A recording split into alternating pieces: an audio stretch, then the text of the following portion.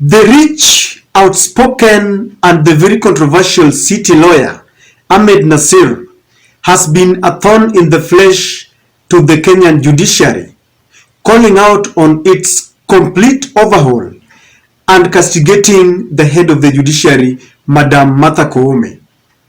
Yesterday, the city lawyer got an opportunity to speak to Spice FM presenters, and he continued with his onslaught, calling out the rot and the corruption in the judiciary that no one seems to want to talk about. Ladies and gentlemen, this is Fred Achando. Kindly support this channel, subscribe, click the notification bell, and like our videos. To all those who take their time to support this channel in one way or the other, thank you very much.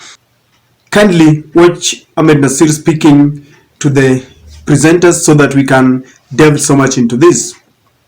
There's no accountability in the judiciary, in terms of holding judges and magistrates accountable. The system is broken; it doesn't work. It's only when something very big like Chitombe, because Chitombe there was a lot of videos I think made by Sonko. It's only when the public is outraged that the Judicial Service Commission takes action. But the justice system doesn't work. It's broken down. The JSC doesn't work. It's broken down. I mean, complaints are not processed in time. They are not taken seriously.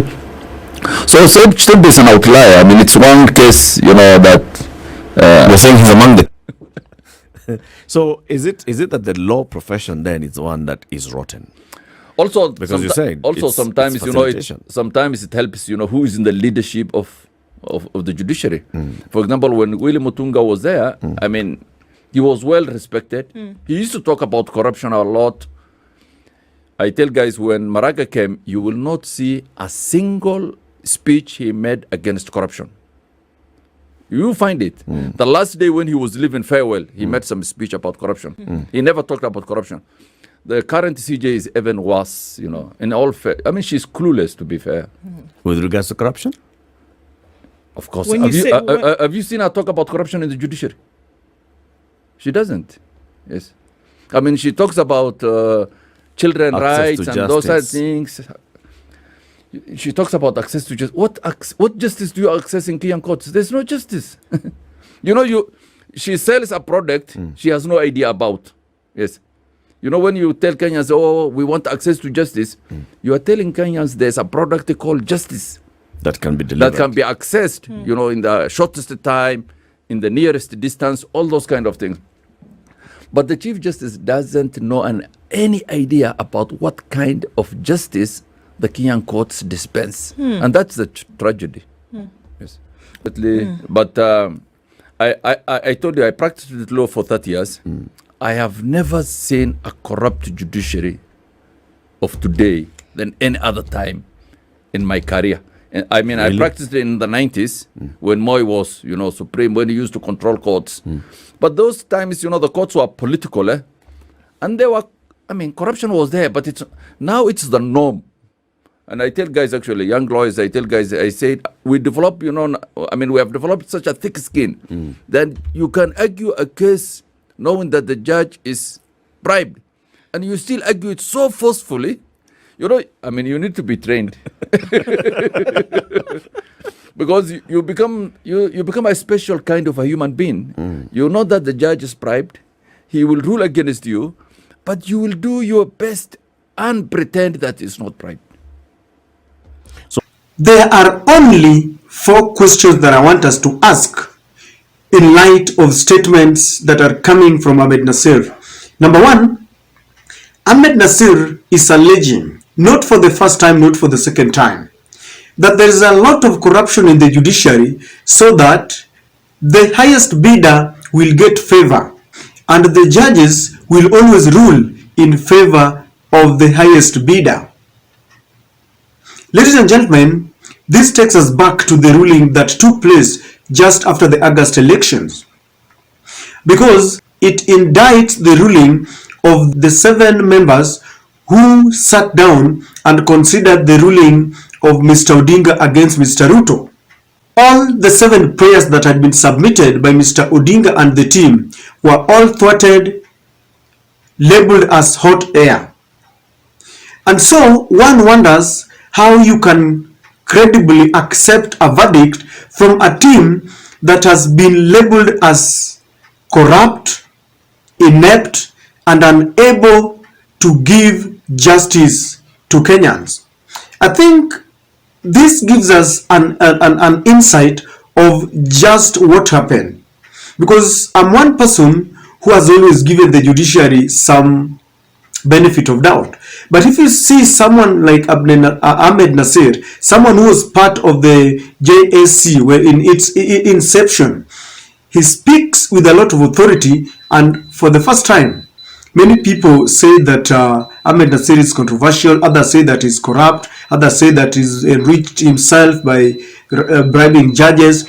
I don't know, those are allegations. But what is saying here, if it is true, then there is no future for our country, ladies and gentlemen, because if the judiciary is rotten and it is headed by someone who does not know, because Ahmed Nasir is saying that Madam Chief Justice keeps on telling people about justice that she does not understand. He says that Madam Martha Koome has never talked about corruption and is challenging anyone who has got evidence to table it. Is it true that Madam Koome does not want to talk about corruption? Does it mean that corruption formed part of their ruling in the August polls? Because there have been allegations that they took some money to rule in favor of William Ruto. Of course, they remain allegations, ladies and gentlemen. The other question that comes to mind is the fate of the ordinary mwananchi, because the law was put in place so that it gives justice even to the ordinary man who does not have money. I want to give you an example. If today there is some rich guy in your village and they want to take your parcel of land, maybe the ancestral land, because they've got the money, they can bribe the police, they can bribe the judges, where will you run to? Because the first place you need to run to is to the judicial courts so that you can get justice regardless of your financial status. But in light of the statements from Ahmed Nasir, it seems that if today any influential rich guy comes and wants to take away your land or any piece of property, then they will simply take it, you will run to court, they will bribe the judges, and the judge obviously will rule in their favor. Why? Because it's not the first time we hear about judges ruling in favor of the highest bidder. In other words, it's like our courts have been turned into auctioneering companies, where you will give 10 million and the other will give 20 million. They will consider the person with the 20 million. So the fate of the ordinary mwananchi, ladies and gentlemen, the hustler, is something that I sympathize about. Is there anyone in this channel who is listening to me who has suffered from the judicial judgments because they did not have money, because they were not influential? Kindly share with me. Are the statements from Ahmed Nasir holding any water, or he's got something, a bone to chew with the judiciary? Let me understand, because in this platform we want to be neutral, and I just want anyone with a contrary opinion to share with me. The next question that I want to ask: the judiciary and the executive arm of the government have been bedfellows. They are reading from the same page. They have been friends. William Ruto has given the judiciary, has replenished the account of the judiciary, because in the last regime, there seems to have been a gap between the former president and the judiciary. And so he even cut down the judicial funds, and their functions were curtailed, and the former Chief Justice David Maraga complained. But when William Ruto came in, he replenished the account, and now they have a very good working relationship. If the executive embraces the judiciary, and yet it is being said that judiciary is corrupt, William Ruto has got the mandate to overhaul. In fact, currently, William Ruto got, there was a commission that had been formed to look into the conduct of Judge Chitembwe. Chitembwe had been accused by Sonko for messing up, and the commission has come up with the ruling, with the verdict that Chitembwe should be kicked out of office. So William Ruto has got the ability to overhaul the judiciary using the Judicial Service Commission. What do you think about the relationship, and what does it portray about the executive arm of the government? Because they are together, they are friends, and there was a time both the Chief Justice and her deputy lined to receive William Ruto in the corridors of Parliament, and it was really criticized. It was really criticized that it was going to compromise the independence of the judiciary. From where you sit, we are all Kenyans. Do you believe that the judiciary is independent? Do you think that the cases that they pronounce themselves on are independent, or are they taking influence and orders from the executive arm of the government? Because it bothers me when the judiciary is corrupt, and many have argued that there is judicial capture from the executive arm of the government, that they started way back when they thwarted the BBI, then later the mega ruling of the presidential debate. Ladies and gentlemen, I don't know what to think. Please share with me in the comment section.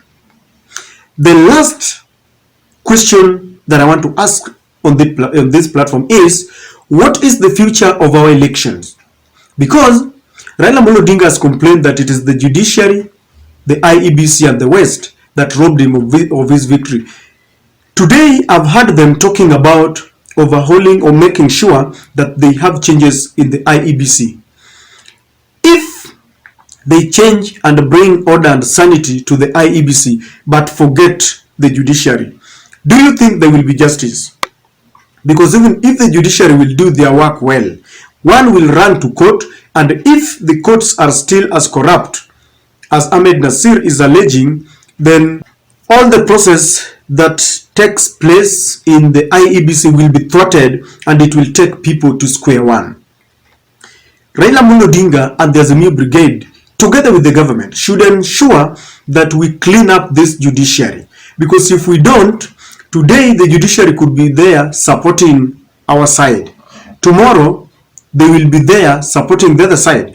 We need to guard against taking independent institutions to capture so that they serve our interest. Because when the regime changes, or when time changes, you will realize that you become the victim. Today you will be a hero or a heroine. Tomorrow you will not. So ladies and gentlemen, I want us to look at these statements and act on them, because Grand Muller has always complained about the judiciary, the corruption and the rot within the judiciary. And according to him, he feels that the person who is championing this corruption is Madam Koome, because she does not talk about the corruption. And Raila Amolo Odinga should not ignore these warnings, because if he does, he's going to regret. Kalonzo Musyoka, Martha Karua and the entire Azimio Brigade, kindly take note of the warning from the Grand Muller. I don't know what to think, ladies and gentlemen, but that is my take.